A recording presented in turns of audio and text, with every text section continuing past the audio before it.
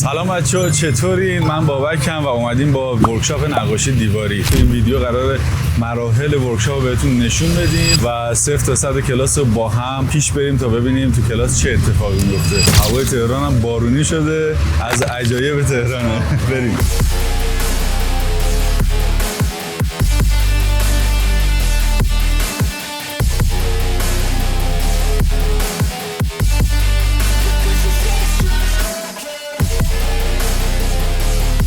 بچه تمیز بودن این کاردک‌ها رو همه رو مدیون ایشون هستیم.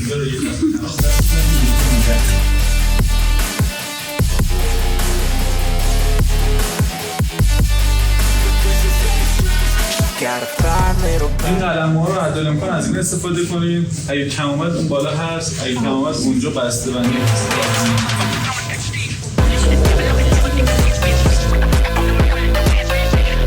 ما الان اومدیم زیر کار رو به بچه‌ها مراحلش یاد دادیم.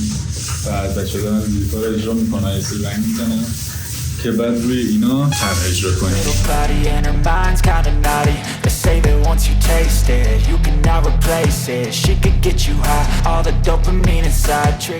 بچه‌ها سخت مشغول برگ کشیدن.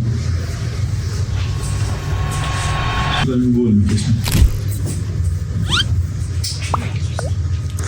نزن 2 دقیقه تو ویدیو ببینیم کی اینجا اومده. باشه از خوبای کار.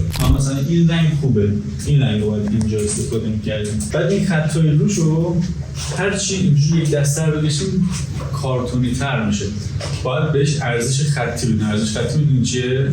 یعنی خط خودش یه حجمی داره، خط صاف نیست. انگار از پهنای قلم استفاده عرض قلم استفاده کرده، خط‌ها مثلا کوچیکن. با پهنای قلم جزء فضای بیشتری بگیره، بعد اینجوری خط نشه. این رنگش نگاه کنید با این خیلی فاصله داره. ببین البته قشنگ هم میشه ولی باید به هم بخوره. تا مثلا این اوکیه، بد نیست. ولی نه، اینو باره. بذار خیلی. اینم خوبه ولی این خیلی دونه. این وقتی خشک باشه اینجوری میکشی، هی تیکه رد میندازه. اینجوری دونه میشه، اوکی؟ باید بیا تعریف کن.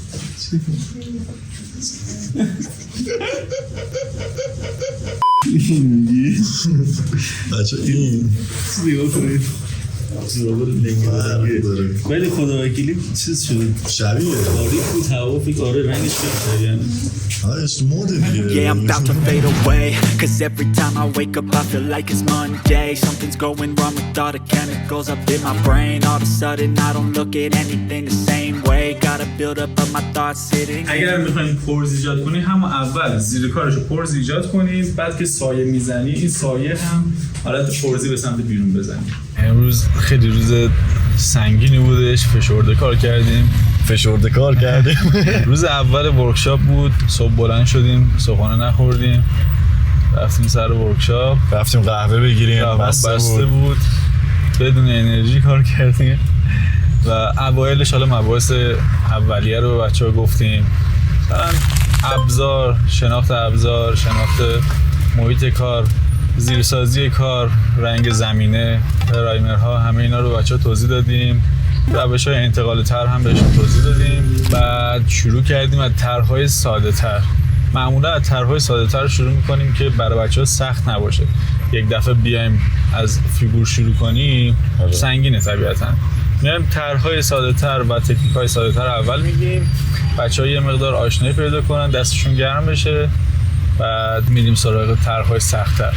امروز طرح گلوگیا کار کردیم، طرح اتاق کودک کار کردیم، تکنیک خیس روی خشک و خیس در خیس کار کردیم که همین دوتا میشد. خیلی هم عالی بود. حالا باید نظر بچه‌ها رو هم ببینیم چطور بودش. دیگه همین. سوالی داری باز؟ سوال که دیگه نظر در مورد اینکه ایشونو از سر چهار پیدا کردن. من نمیشناسم. یکی بود اومد در باز کرد گفت من تا اونجا میرسونی، گفتم سگ خور تو هم بیا. آره من آدم خیری ام، میدونی اینجوری بچه‌ها سوار میکنن. البته از هنرمندای خیلی بزرگ هستن.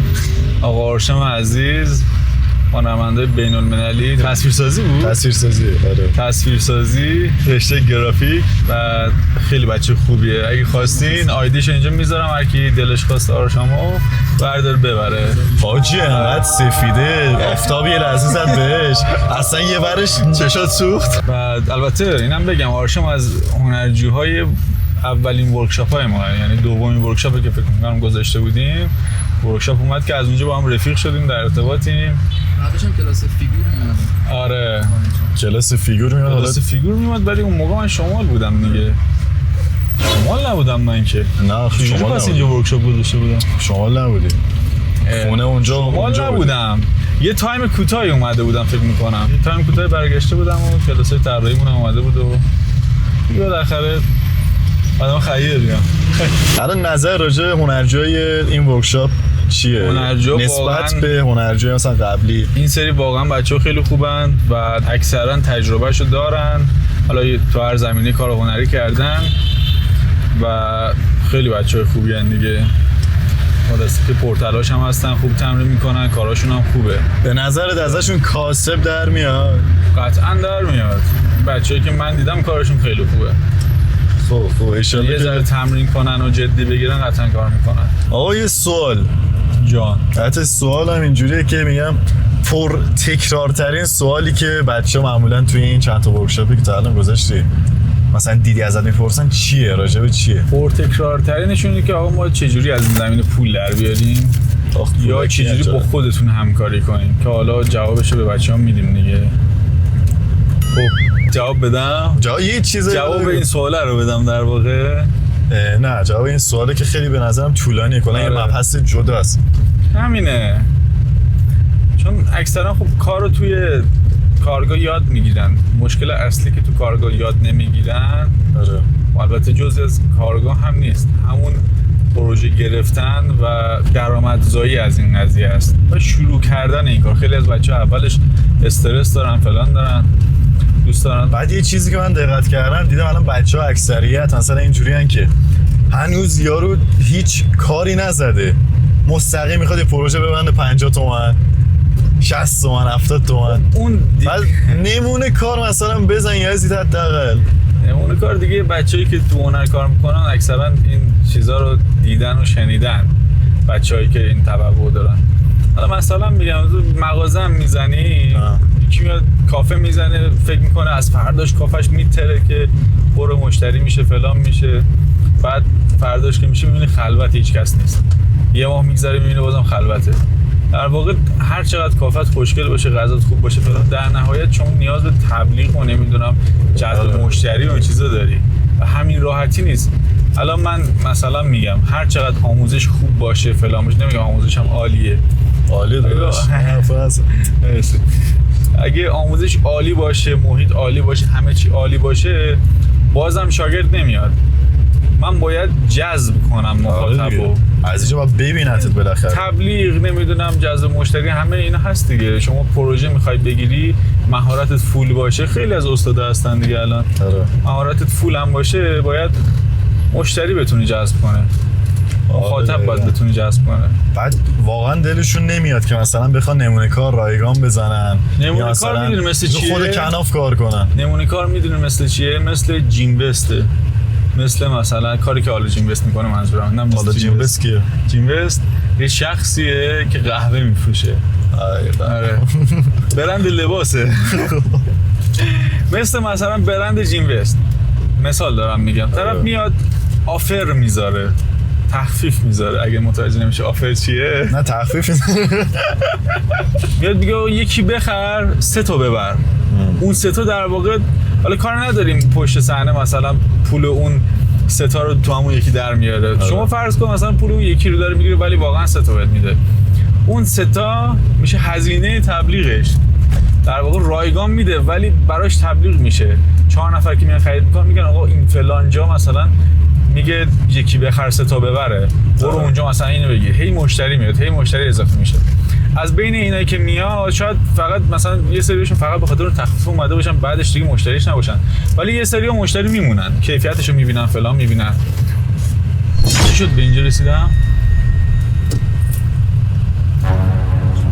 از چی شروع کردیم؟ از چی شروع کردیم به این یارو آفر رسید؟ چیز بچه‌ها نمونه کار نمیزنن.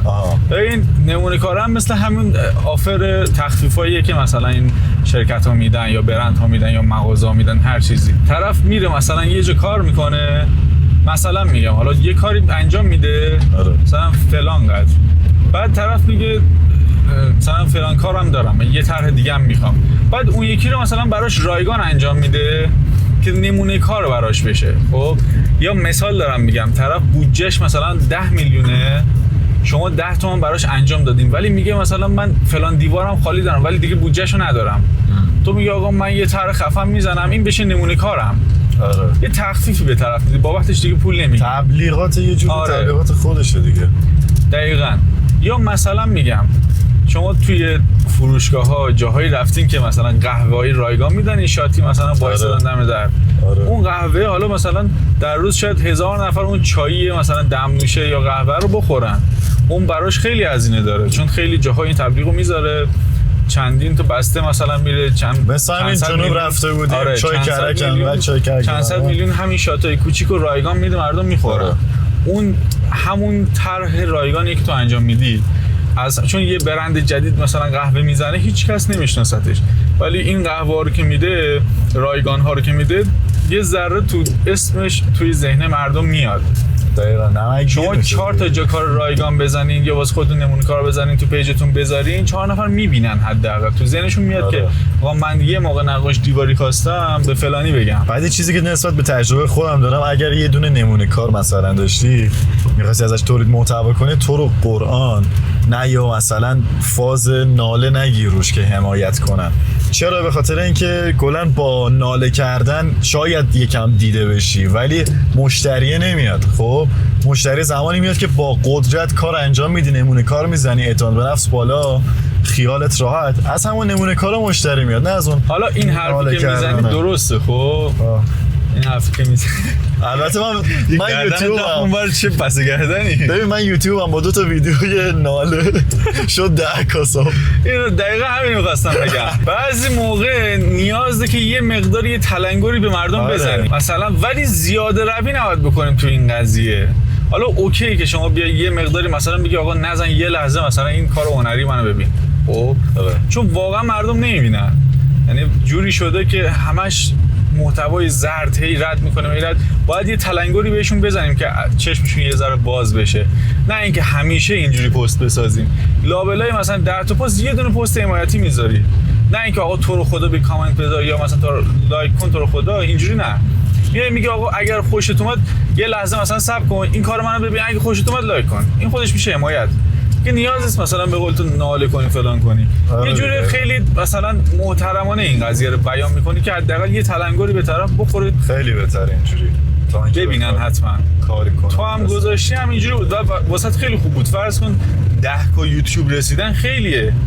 یوتیوب مثلا 10K تو با 1 سال کار کنی، 2 سال بعد قشنگ پشت‌سر محتوا بذاری تا بشه 10K. الان نظر راجع به بچه‌ای که خب خیلی دیگه مشخصه، به ظاهر دیگه مشخصه، از روی شکم سیری یه سری همین کار میکنن، یعنی چی جوری بگم دیگه به خودشون ربط داره. طرف واقعا اگر کسی که واقعا نیاز داشته باشه خیلی فعالیت میکنه، یعنی میدونه که هیچ راه دیگه‌ای نداره. مثل کاری که خودم کردم، خودم اومدم جلو، خودم میدونستم که آقا من اگر این کار نکنم پای خودمه و تعهدمو مثلا تو این کار گذاشتم که نتیجهش هم دیدم و خیلی بیشتر میتونم این کارو مثلا گسترده تر بکنم و بهترش بکنم، ولی خب تا جایی که تونستم فعلا چیز کردم، صد خودم گذاشتم. ولی خب بعضی حالا طرف یا نمیخواد این راهو ادامه بده یا مثلا اول فکر میکنه علاقه داره، بعد میاد میبینه نه حال نکرده با این کار، یا اونقدر به چیزش نیاز نداره، صرفا بهش تفریح یا مثلا یه هزینه جانبی خیلی مثلا کم نگاه میکنه، واسه همین خیلی فعالیت نمیکنه تو این زمینه. وگرنه طرف باید بخوره این اینستاگرام و اینجوری.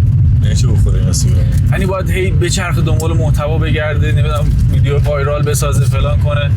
واقعا باید میگم بجوه. بچه‌ها میریم برای جلسه دوم، فردا صبح میبینمتون. چطورین بچه‌ها؟ امروز جلسه دوم ورکشاپ طرح گرافیتی قرار کار کنیم. تکنیک لکه گذاری قرار کار کنیم. بعد کار با پیستوله، مباحث مباحث پیستوله رو قرار آموزش بدیم، توضیحات اولیه‌اش. قرار طرح کهکشانی کار کنیم. یه فضای کهکشانی بعد بچه‌ها هم همراه با ما کار میکنن و براشون تجربه میشه، پیستوله دست میگیرن، تمرین میکنن و همین دیگه. امروز بریم ببینیم چطور پیش میره.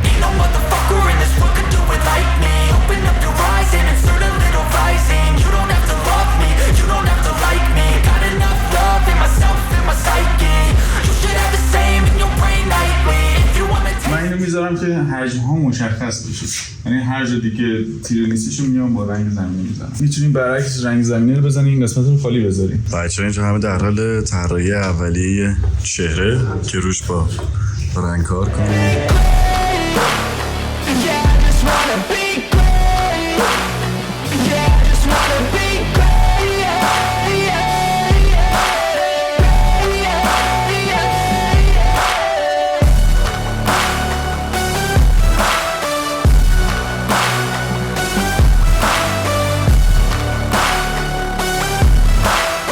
بچه در حال سایه زدن طرحی که کشیدن، یکی سبز و قرمز و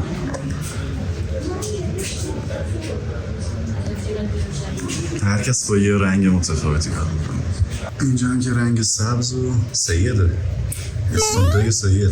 یک رنگی میبینن، یعنی هر جا مثلا رنگ تیره دیدن همون رنگ مشک تیره میذارن، رنگ تیرهشون رو میذارن، هر جا روشن دیدن رنگ روشن میذارن. باید لول بندی کنید. تیرگی ها همشون یک رنگ نیست. این خیلی تیره است، این درست اینجا خط شما میبینید، ولی داخل عکستون ببینید اینقدر تیره نیست هیچ وقت. متوجه شدید؟ یا مثلا چشمه مشخص است ولی اینقدر روشن نیست، چون تو ناحیه سایه قرار گرفته. که برید انجام بدید.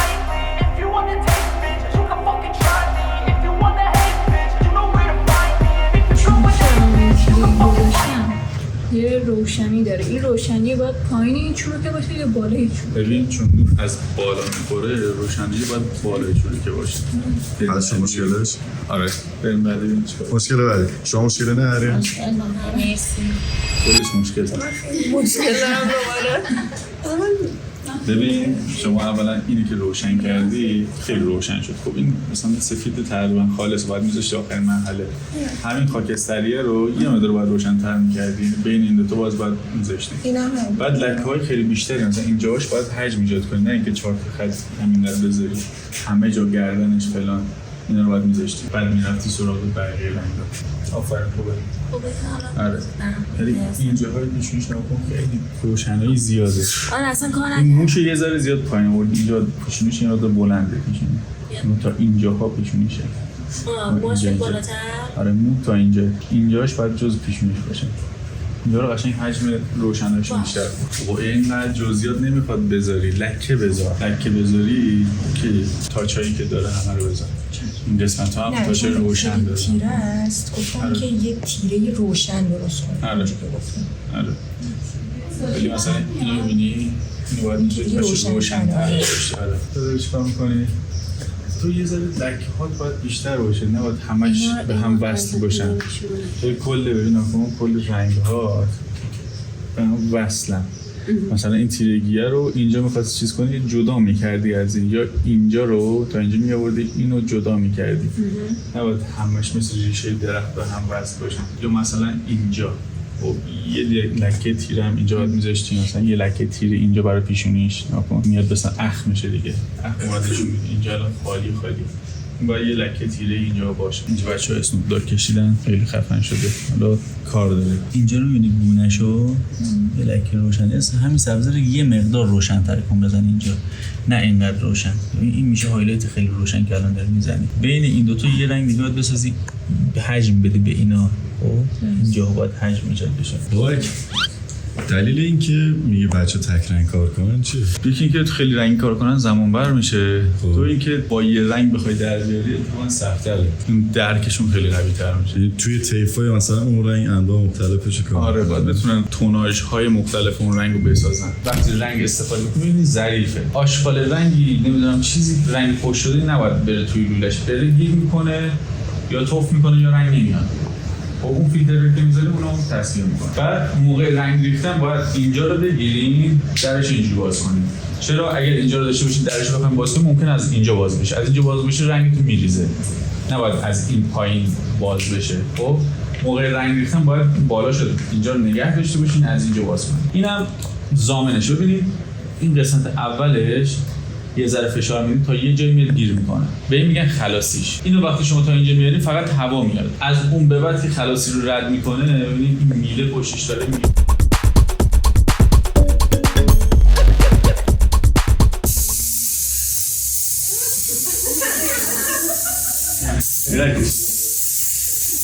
اشکال شد.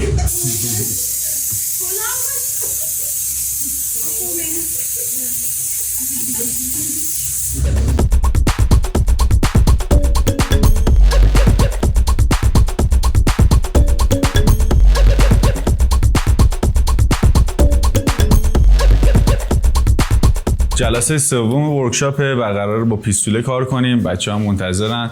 یه طرح خیلی خفن اینجا منو بگیر. یه طرح خیلی خفن قراره کار کنیم. طرح کهکشانی هم کنارش کار میکنیم. بریم حالا مراحل کار رو با هم ببینیم.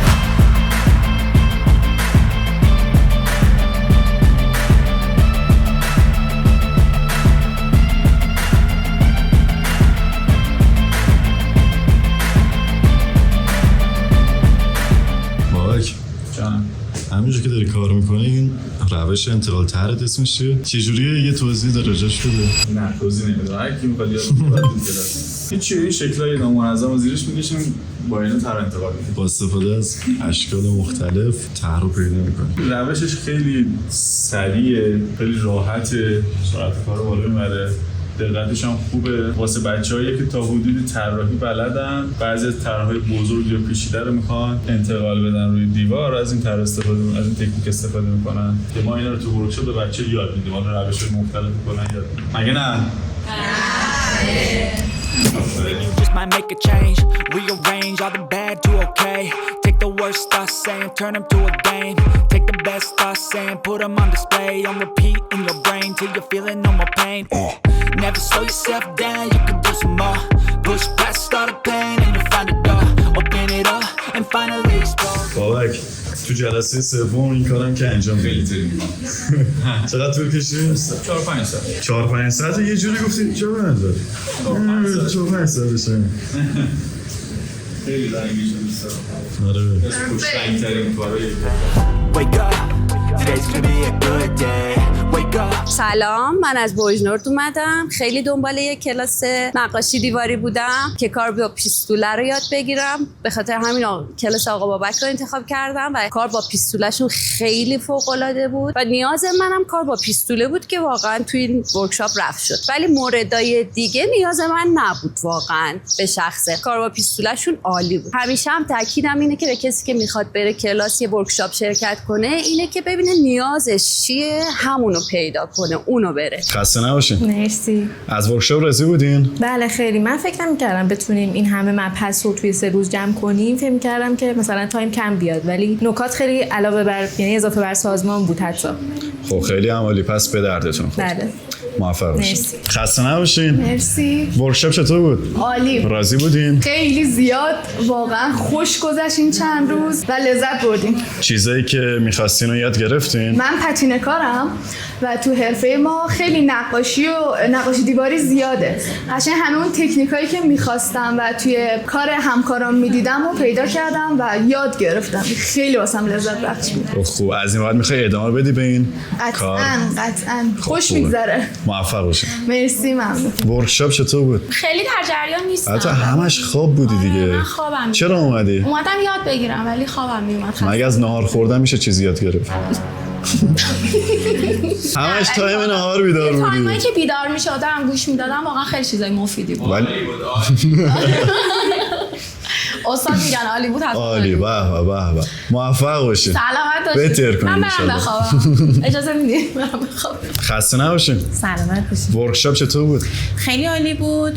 تمام نکاتی که نیاز داشتم حداقل برای تکمیل کردن طراحی و کار تو ابعاد بزرگتر رو واقعا یاد گرفتم. خب خیلی هم عالی. میخواین ادامه بدین حتما به این رشته؟ علاقه دارم، حتما با تمرین تکرار حتما وارد حوزه کار عالی. بشم. موفق باشین. متشکرم. واسه این ورکشاپ از کدوم شهر اومدین؟ از شهر همدان. خیلی هم عالی. راضی بودین؟ بله، تمام نکاتی که تو این چند سال یاد نگرفته بودم با ورکشاپی که برگزار شد کاملتر شدن، مخصوصا تکنیک اکریلیک که خیلی دوست داشتم. خب خیلی هم عالی. موفق باشین. متشکرم. مرسی. مباحثی که آموزش داده شد چطور بود؟ خوب بود؟ خیلی عالی بود. تکنیک ادامه بده. عالی بود. تکنیک‌های جدیدی یاد گرفتم و اینکه شوق و اشتیاقم خیلی بیشتر شد و مطمئنا ادامه میدم این کارو. ان بالا بالا می‌بینیمت. مرسی، متشکرم. ممنون. چون کلا تو حرفه ما زیاد من پتینه کارم. صدام لرزید قلم واسه من بگم قلم